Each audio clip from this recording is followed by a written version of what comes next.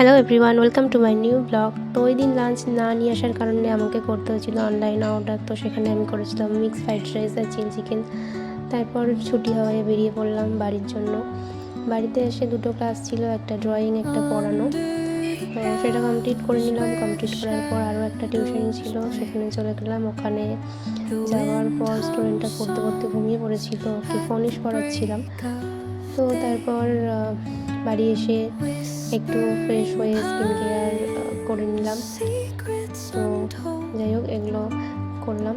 যেহেতু এখন শীতকাল অলমোস্ট পড়েই গেছে, তো সেই কারণে একটু সফট ক্রিম তো ইউজ করতেই হয়, আর বডি লোশন, যেগুলো তোমরা সবাই করো। সো এটাই এগুলো করে নিলাম, স্কিন কেয়ার একটুখানি। তারপর একটু ঠাকুর ঘরে প্রদীপ দেওয়া ছিল, তো সেটাই প্রদীপ রেডি করলাম, মাটির প্রদীপ।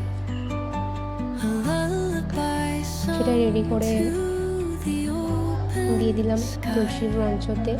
তুলসী মঞ্চতে দেওয়ার সময় আর ভিডিও করা হয়নি, কারণ আমি এখানটায় ভিডিওতে ধরতে পারছিলাম না। তো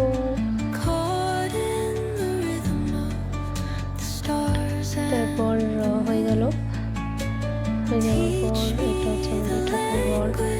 তারপর পুকুর সাথে একটু খেললাম, পুকুরকে নিয়ে এসে পুকুর এদিকে হেডফোনটা রাখতে চাইছে। তারপর বাবা ওকে একটু গাড়ি চড়াচ্ছিল, গাড়ি মিনস এটা একটু টুল থেকে বুঝতেই পারছো।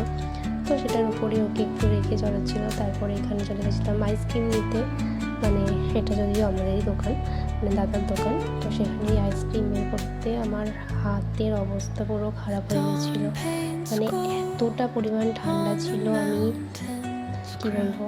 তারপর এখানে মা পুকুর সাথে একটু খেয়েছিল। তারপর ডিনার করে নিলাম।